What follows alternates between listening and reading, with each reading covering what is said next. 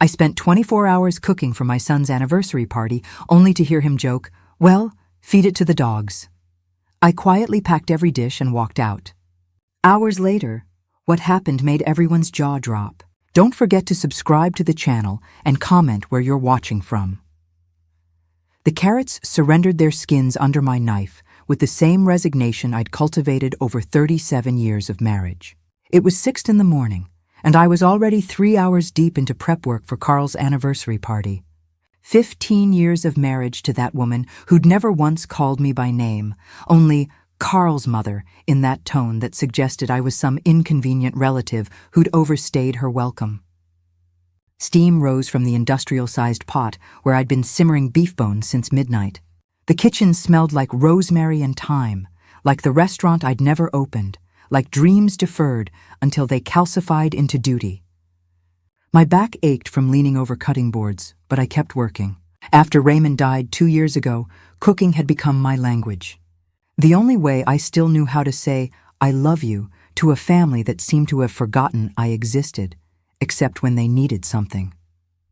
The guest list had grown from 15 to 43, each edition delivered via text message from Mariel, my daughter-in-law, as casual as ordering groceries. Oh, and we invited the Hendersons, and Mariel's book club, and Carl's old college buddies. Never. Would you mind? Or is that possible? Just the assumption that I would handle it, that I was some inexhaustible well of maternal service. I'd calculated the costs myself, 860 for ingredients. My Social Security check barely stretched to cover it, but I'd used the money anyway. The money I'd been saving for that small apartment across town, the one with the view of the park where I could sit on my own porch without feeling like an intruder in my own son's house. The lamb shoulder went into the oven at 6:30, stuffed portobello mushrooms followed at 7. By 8, I had 3 desserts cooling and was whisking hollandaise for the asparagus. My hands moved with the muscle memory of decades. The way I'd cooked for Raymond's business dinners, for Carl's graduation party, for every milestone that mattered to everyone but me. Morning. Mom?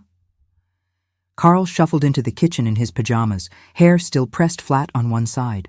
At 42, he still had that sleepy boy look that used to make my heart squeeze with tenderness. Now it just made me tired. "Coffee's ready," I said, not looking up from the sauce. He poured himself a mug and leaned against the counter, surveying the controlled chaos of my workspace. "Smells incredible in here. You've been up all night since midnight." "You didn't have to go crazy. Mariel ordered some appetizers from that place downtown." I stopped whisking. "She what?" "Just some basics. Cheese and crackers, stuff like that to supplement. As if everything I'd been preparing was just filler, just background noise to the real food. The hollandaise broke, separating into yellow pools of disappointment. "I've been cooking for 43 people, Carl. I know, and it's amazing. Mariel just wanted to make sure we had enough." He sipped his coffee, oblivious to the way my chest was tightening. "She's stressed about the whole thing. You know how she gets about entertaining. How she gets as if Mariel had ever cooked a meal for more than 4 people in her life. As if she had any idea what it meant to plan a menu for 43, to coordinate cooking times, to stretch a budget that was already pulled thin." I calculated portions. "Carl, I've been doing this longer than Mariel's been alive." The words came out sharper than I intended, but I couldn't pull them back. He looked at me with that expression I'd been seeing more often lately. Mild surprise, as if he'd forgotten I was capable of having opinions about anything. "Okay, Mom. Whatever you think is best." Whatever I think is best. The words that meant he wasn't listening. Wasn't really considering what I'd said. Just smoothing over the conversation like Mariel did when she wanted me to stop talking. After he left, I stood alone in the kitchen that would soon be full of people who would eat my food and compliment Mariel on the party. The lamb was browning, filling the air with the smell of rosemary and garlic. I'd been cooking since I was 12 years old, since my own mother died, and I'd become responsible for feeding my father and brothers. 65 years old, and I was still feeding everyone but myself. The morning dissolved into a blur of final preparations. The twice-baked potatoes went into the second oven. The chocolate mousse was plated and chilled. I changed into the purple dress Mariel had suggested, something that won't show stains in case you're serving, and pinned my gray hair back with the silver clasp Raymond had given me for our 20th anniversary. People began arriving at 4. I recognized maybe half of them. Carl's friends from work, Mariel's sister and her husband, a few neighbors. The rest were strangers who would eat my food and never know my name. I watched from the kitchen as Mariel glided through the living room in her red dress, accepting compliments on the beautiful party, the wonderful decorations, the amazing food. "The lamb is incredible," I heard someone say to her as I refilled the serving platter. "Thank you so much," Mariel replied, as if she'd been the one standing over a hot stove since midnight. "We really wanted to make this special." As I carried the fresh platter to the dining room, I set it next to the untouched store-bought cheese and crackers. Carl caught my eye and smiled. That grateful sun smile that used to mean everything to me now felt like a tip for good service. The afternoon wore on. I refilled platters, washed dishes, and kept the kitchen running while the party swirled around me. Every compliment about the food was directed to Mariel.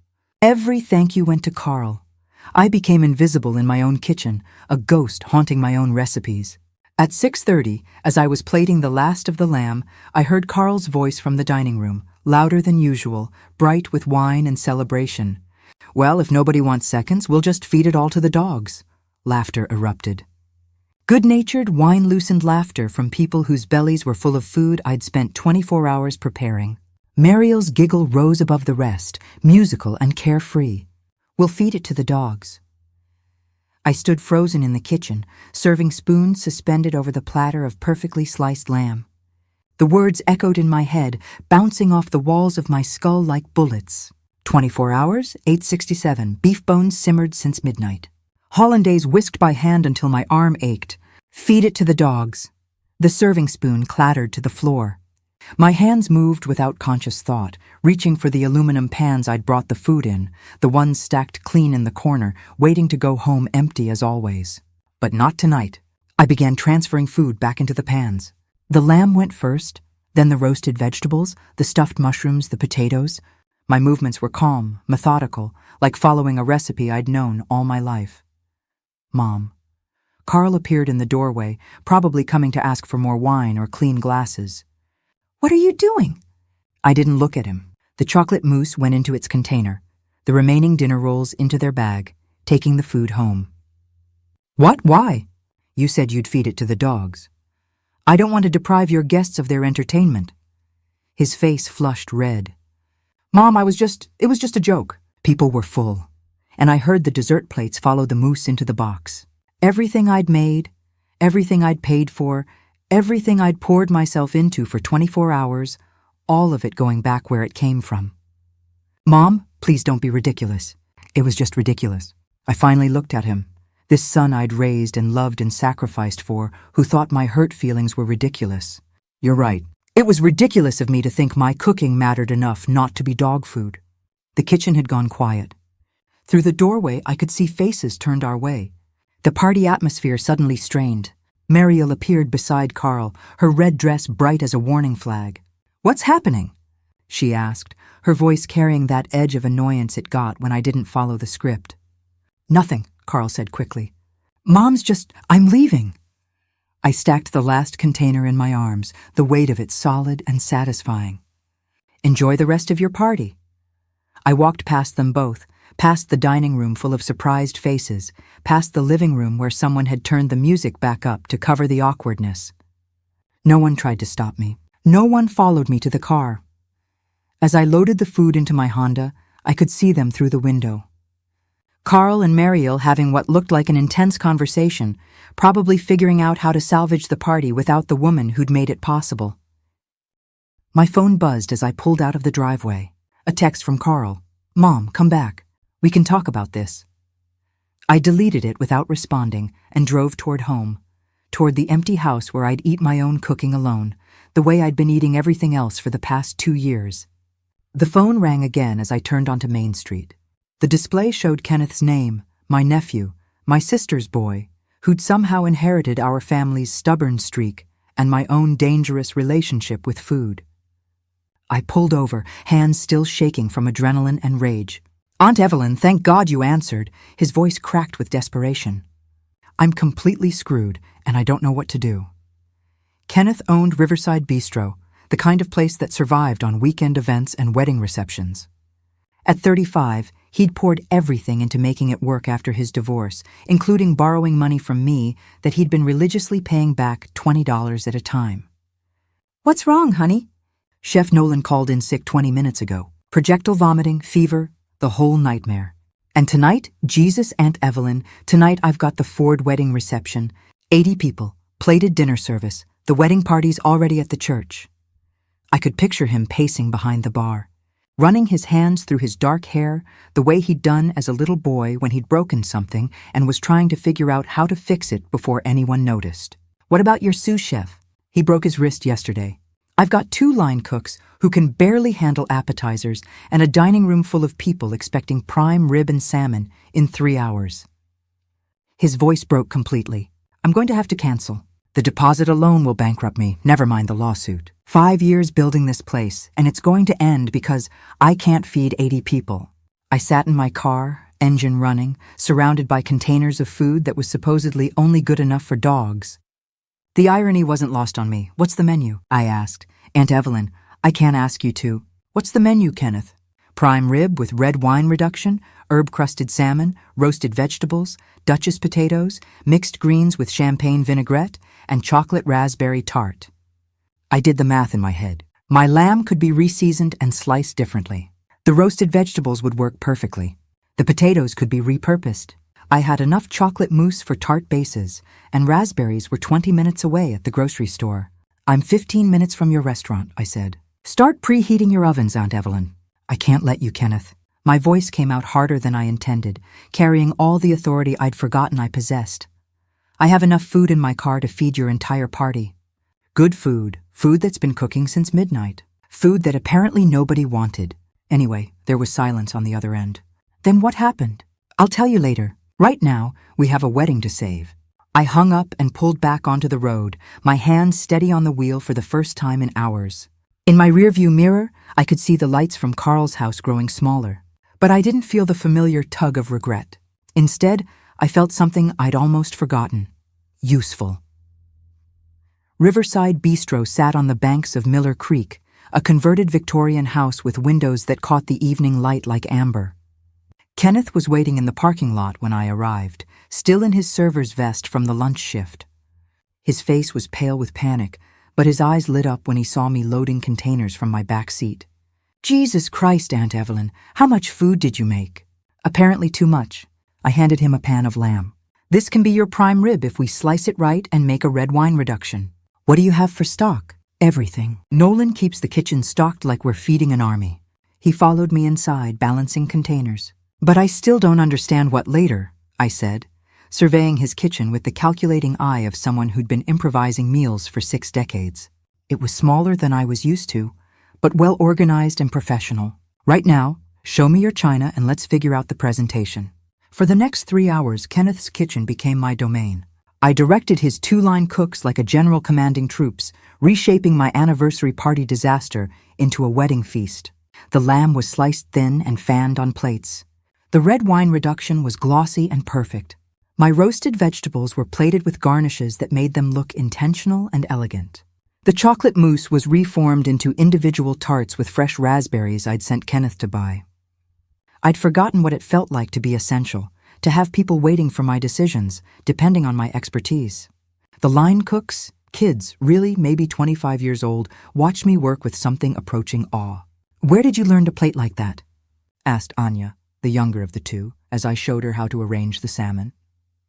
50 years of practice, I said, adjusting the angle of a sprig of dill, and a lot of dinner parties where presentation mattered more than I realized. The first plates went out at 7:30, exactly on schedule. Through the kitchen service window, I could see the dining room filled with people in their wedding best, laughing and toasting the happy couple. The bride was radiant in white lace. The groom couldn't stop smiling. Their families filled the room with the kind of joy that made you remember why celebrations mattered. "The prime rib is incredible," one of the servers reported back, loading clean plates. "Table 6 wants to know who the chef is tonight." Kenneth appeared in the kitchen doorway, his panic replaced by something I hadn't seen in his eyes since he was little. Pride. "They love it," he said. "Everything. The Ford family specifically asked me to thank the chef." Mrs. Ford said it's the best wedding dinner she's ever had. I felt tears prick my eyes and blinked them back. When was the last time someone had complimented my cooking to my face? When had anyone ever asked to thank me specifically? It's just repurposed leftovers, I said, but even I could hear how false that sounded. Kenneth came closer, lowering his voice. This is restaurant-quality food, Aunt Evelyn. Better than restaurant quality, and you turned it out in 3 hours with equipment you'd never used before. He paused. What the hell happened at Carl's party? I told him while we plated desserts about the 24 hours of cooking, the dismissive comments, and the casual assumption that I would handle everything while Mariel took credit. The final insult of hearing my work dismissed as dog food. Kenneth's face grew darker with each detail. That's up, he said finally. I'm sorry, but it is. You're one of the best cooks I know, and they treated you like hired help. I am hired help. Unpaid hired help. No. His voice was firm. You're family, and family doesn't treat family like that. The last plates went out at 9:15. The wedding party was loud with celebration, and the compliments kept flowing back to the kitchen. Mrs. Ford herself came back to thank me personally.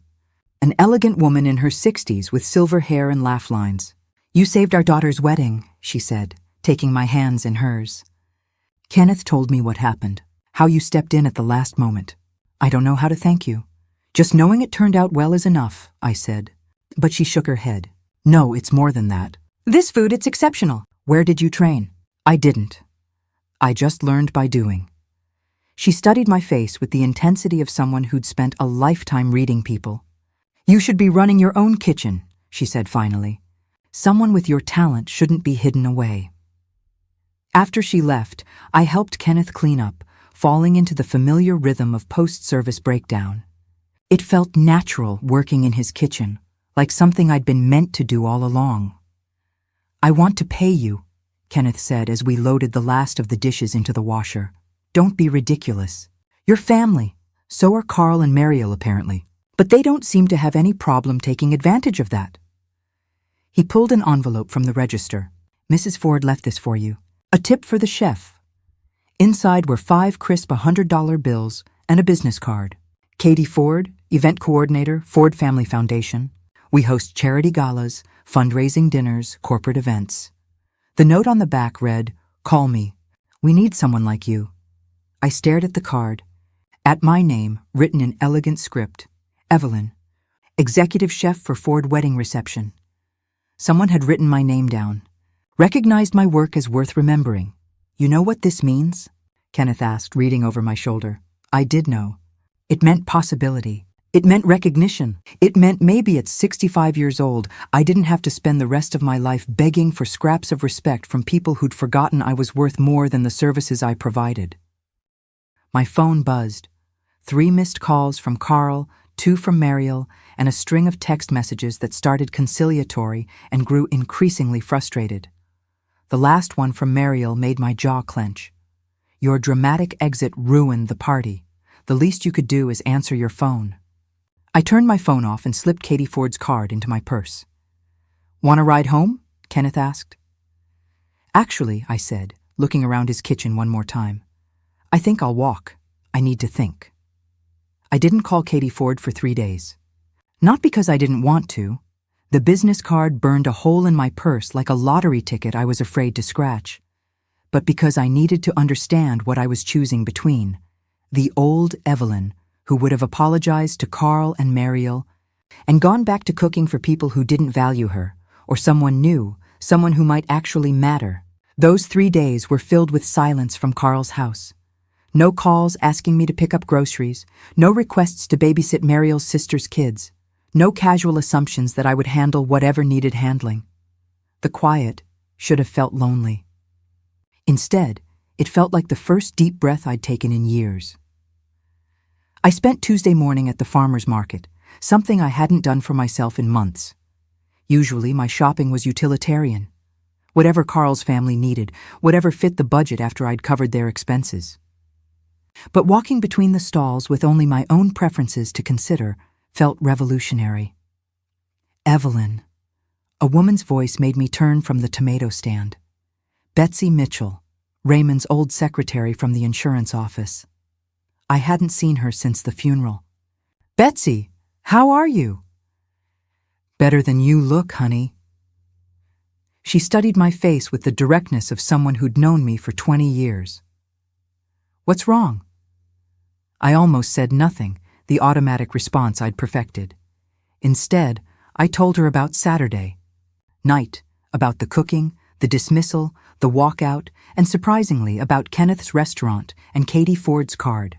Betsy listened without interruption, nodding at the right moments, her expression growing darker as I described Carl's casual cruelty. "That boy needs a reality check," she said finally. "Raymond would be furious. Raymond's not here." "No, but you are. And you're worth more than they're treating you like." She grabbed my arm. "Call that woman today." "Betsy, I don't know if I can." "Can what? Cook? Honey, I ate your food at every company party for 15 years. You made that terrible office.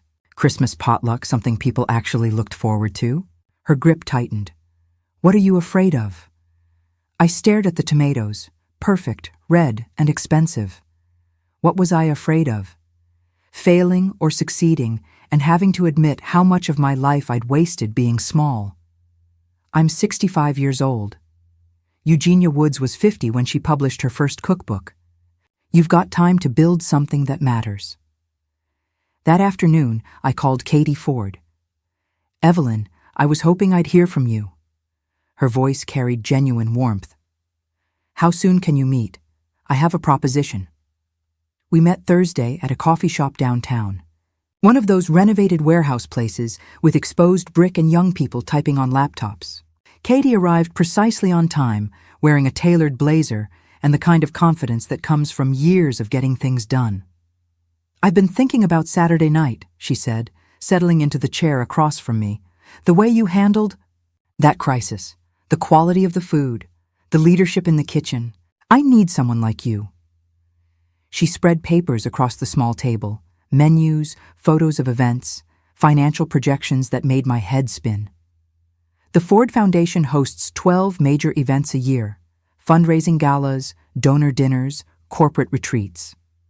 We've been using the same catering company for 5 years, and frankly, they've gotten complacent, expensive, unreliable, and the food is forgettable. I studied the photos: elegant ballrooms, tables set with crystal and silver, women in evening gowns and men in tuxedos. The kind of events I'd only seen in magazines. "What are you suggesting?" I asked. "I'm suggesting we start small. A trial run. We have a donor appreciation dinner next Friday. 40 people, intimate setting. If you can handle that, we'll discuss a more permanent arrangement." My palms were sweating. 40 donors who probably expected perfection, who moved in circles where mistakes got remembered and reputations destroyed. "I don't have a catering license or insurance," I said. "Details we can work around." Kenneth's offered to let you use Riverside's kitchen and license for the initial events. As for the rest, she slid a check across the table. "Consider this a signing bonus. Get whatever you need." The check was for $5,000, more money than I'd held in my hands since Raymond died. "Katie, I can't. You can and you will. Because Saturday night wasn't a fluke. That was skill, experience, and talent finally getting the recognition it deserves." I drove home in a daze, the check tucked safely in my purse next to Katie's card. $5,000. A real job, recognition, respect. At 65, I was being offered the chance to be someone other than Carl's convenient mother.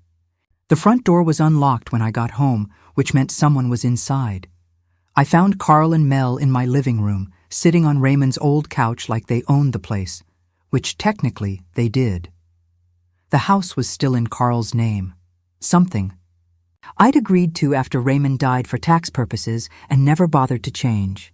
"There you are," Mariel said, her voice tight with barely controlled irritation. "We've been calling." My phone was off for 3 days. Carl stood up, and I could see the strain around his eyes. Good. Let him worry for once. "Mom, we need to talk." "I'm listening." Mariel shot him a look, then focused on me with the practiced smile she used when she wanted something. We've been thinking about Saturday night, and we realized there might have been some miscommunication. Miscommunication, as if I'd misheard his joke about dog food. Misunderstood the laughter that followed. Carl didn't mean anything by that comment, she continued. You know how he gets when he's had a few drinks. He feels terrible about the whole thing. I looked at my son, waiting for him to speak for himself. He shifted uncomfortably, hands shoved deep in his pockets like a sulky teenager. I'm sorry, Mom. It came out wrong. The food was great. Everyone loved it. I was just joking around. Joking around. About 24 hours of my labor, $800 of my money. The kind of effort that would have earned praise if anyone else had done it. I see. So we were thinking, Mariel jumped back in. Maybe we could do Sunday dinner this week. Make up for the misunderstanding. I could invite Mom and Dad, make it a real family thing. Of course, Sunday dinner that I would cook in my kitchen with my groceries while Mariel played hostess and took credit. The old pattern re-established as if Saturday night had never happened. I'm busy Sunday. Busy. Carl's eyebrows shot up. Doing what? For a moment I considered lying, making up something small and acceptable, a doctor's appointment or grocery shopping. But Katie's check was still warm in my purse, and I was tired of making myself smaller to fit into their expectations. Working? Working? Mariel laughed, the sound sharp and dismissive. Mom, you're retired. Not anymore. I told them about Kenneth's restaurant, about the wedding reception, about Katie Ford's offer. With each detail, their expressions shifted. From confusion to disbelief to something that looked uncomfortably like panic. You can't be serious, Mariel said finally. Mom, you're 65 years old. You can't start a catering business at 65. Why not? Because, she gestured vaguely, searching for words. Because it's crazy. Because you don't have experience with real professional cooking. What if you fail? What if I fail? The question that had kept me small for decades, that had made me settle for being useful instead of valued. Then I'll fail, I said simply. But at least I'll fail doing something that matters to me. Carl found his voice finally. Mom, this is ridiculous. You don't need to work. We take care of you. Take care of me? By letting me live in a house that wasn't mine, cook food that wasn't appreciated, exist on the margins of your lives like a convenient appliance? Do you? I asked. Take care of me? Of course we do. You live here rent-free. We include you in everything. You include me in the work. There's a difference. Mariel's mask slipped, revealing the irritation she'd been hiding. So this is about Saturday night. You're throwing a tantrum because your feelings got hurt? A tantrum, as if my decades of service, my hurt, my decision to finally value myself meant no more than a child's fit of temper. No, I said quietly. This is about recognizing my worth, something you've apparently never learned to do. The silence stretched between us, heavy with years of unspoken resentment. Carl looked like he wanted to argue, but Mariel grabbed his arm. Fine, she said, standing up with sharp, angry movements. If you want to embarrass yourself chasing some fantasy career, that's your choice. But don't expect us to pick up the pieces when it falls apart. I won't, I said. I don't expect anything from you anymore. They left without another word, Mariel's heels clicking angrily across my hardwood floors. Through the window, I watched them get into Carl's car, their heads bent together in urgent conversation, probably planning their next approach, strategizing how to handle their suddenly inconvenient mother. I pulled Katie's check from my purse and stared at it. $5,000 and a chance to matter. It wasn't revenge exactly. It was something better. It was choice. Saturday morning, I drove to the bank and deposited the check. Then I went shopping for the kind of clothes that said executive chef instead of helpful mother. By Sunday, when I should have been cooking dinner for Carl's family, I was instead planning menus for Katie Ford's donor appreciation dinner. My future spread across the kitchen table in neat professional lists. The Ford Foundation donor dinner was scheduled for Friday evening at the Riverside Country Club, a venue I'd only seen from the outside. driving past its manicured lawns and judging it as the kind of place that wouldn't have welcomed Raymond and me even when we had money. Now I was walking through its marble-floored entrance, wearing chef's whites that actually fit, carrying knife rolls that belonged to me, preparing to cook for people who paid $25,000 a table to support local charities. "The kitchen is fully equipped," Katie said, leading me through corridors lined with oil paintings of men who'd been dead for decades. "The club's chef is handling the appetizer course, but the main event is yours. 40 guests, pan-seared duck breast with cherry gastrique, wild mushroom risotto, roasted asparagus with lemon oil, and individual chocolate soufflés." I'd practiced every component 3 times in Kenneth's kitchen, timing each element until I could execute the entire menu with my eyes closed. The country club kitchen was intimidating, twice the size of anything I'd worked in, with equipment that probably cost more than I'd made in the last 5 years. But as I began my prep work, muscle memory took over. Dice the shallots, reduce the wine, check the oven temperature, the familiar rhythm of professional cooking, something I'd never experienced, but somehow knew how to do. 2 hours before service, Katie introduced me to the kitchen staff I'd be working with, experienced line cooks who'd been doing this longer than I'd been alive. I expected skepticism, maybe resentment at having to work under a 65-year-old woman they'd never heard of. Instead, I got professional courtesy and attention. Chef Evelyn, the sous chef, said, reviewing my prep list, "Do you want us to start breaking down the ducks?" Chef Evelyn. The title sent a thrill through me that I tried to keep off my face. "Please, and let's get the risotto base going. We'll finish it all a minute during service." The next 2 hours passed in a blur of controlled chaos. Orders came in, plates went out, and I found myself calling commands with an authority I didn't know I possessed. The kitchen responded like an orchestra to a conductor I'd never had the chance to be. "Duck, medium rare, table 7, I called, plating the breast with the precision Raymond used to reserve for insurance documents. The cherry gastrique caught the light like liquid rubies. Through the service window, I could see the dining room, crystal chandeliers, white tablecloths, women in elegant dresses, and men in dinner jackets. These people had options. They chose to be here, chose to eat food I'd prepared, chose to support causes they believed in.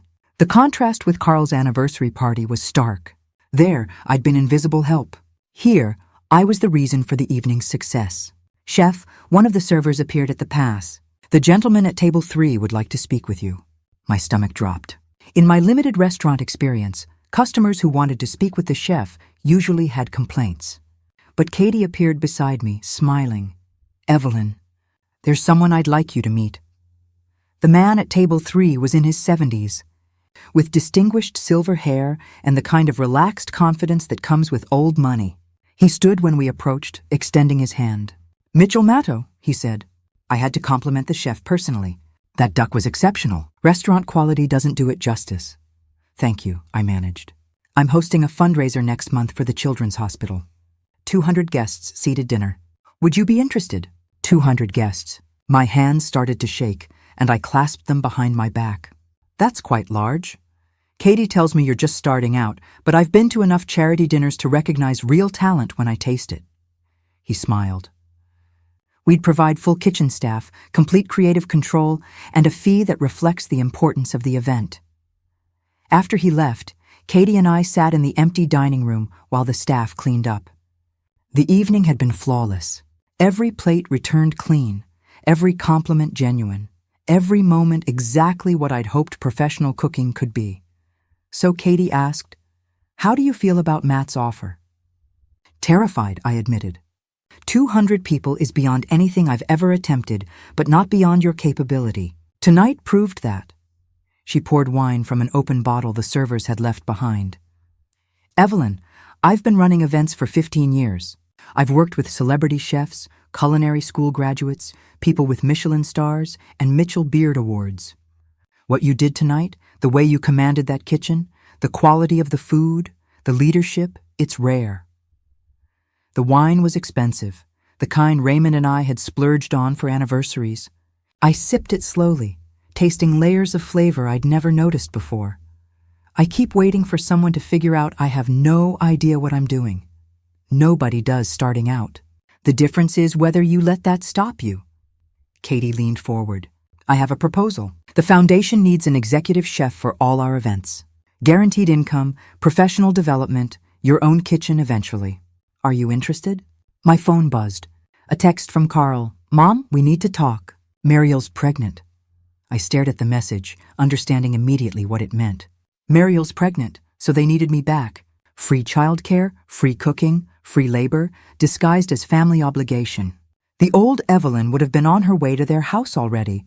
Apologies prepared, boundaries dissolved. I turned the phone face down. Yes, I told Katie, I'm very interested. The drive home took me past Carl's house. The lights were on, Mariel's car in the driveway next to his. They were probably planning how to use the pregnancy news to lure me back, how to make me feel guilty for choosing my own life over their convenience. Instead of stopping, I drove to the small apartment complex I'd been considering before Raymond died. The one with the view of the park, the one I'd never been able to afford on my Social Security alone. But I wasn't relying on Social Security anymore. The leasing office was closed, but I walked the grounds anyway, imagining my own space. A kitchen where I could develop recipes without anyone dismissing them as dog food. A living room where I could sit without feeling like an intruder. A life that belonged to me. Saturday morning brought a phone call from Mariel. Evelyn, thank God you answered. We have news. Her voice was bright with forced enthusiasm. Congratulations, I said. Carl texted me. We're so excited and we immediately thought, well, we're going to need help. With the baby coming and Carl's work schedule and my morning sickness already starting, I'm sure you'll figure it out. Silence then. We were hoping you'd want to be involved. You know, really be part of the baby's life. Really be part of the baby's life. Code for provide free childcare while we take credit for raising another human being. I'll be as involved as any grandmother would be.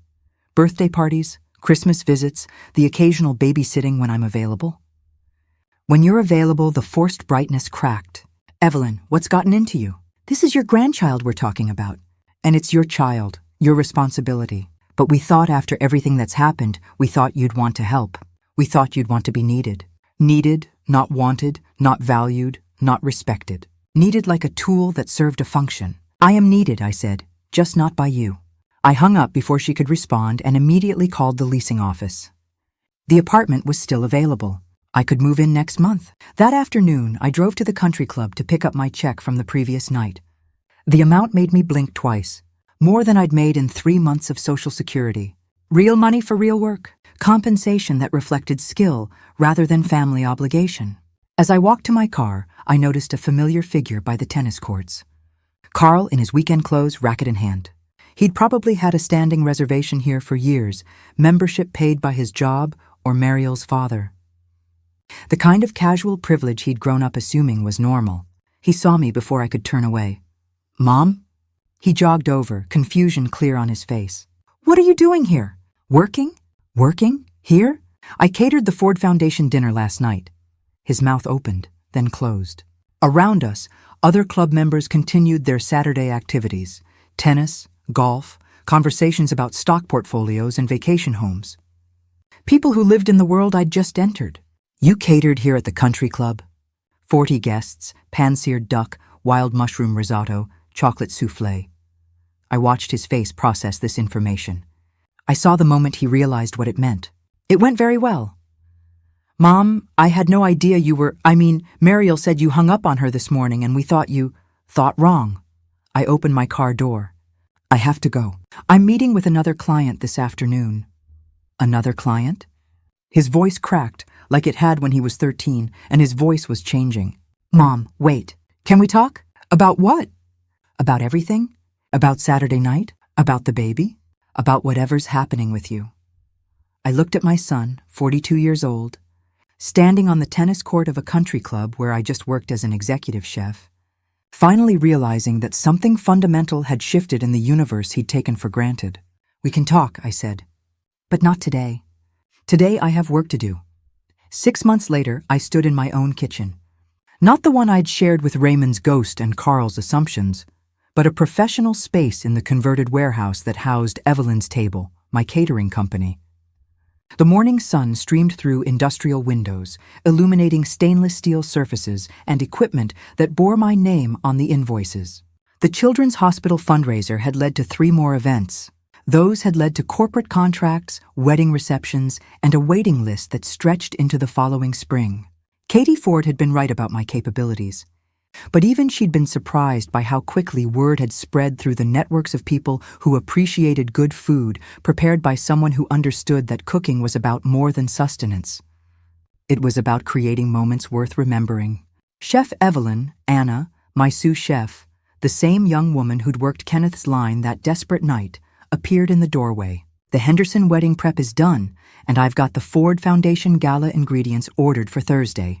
My staff, people who worked for me, who looked to me for direction, who called me chef with genuine respect. The transformation still caught me off guard sometimes, like glimpsing a stranger in mirrors who happened to be living my life. Thank you. What time is the final tasting for the Hart anniversary party? 2 Bajen. Gail Hart specifically requested you handle it personally.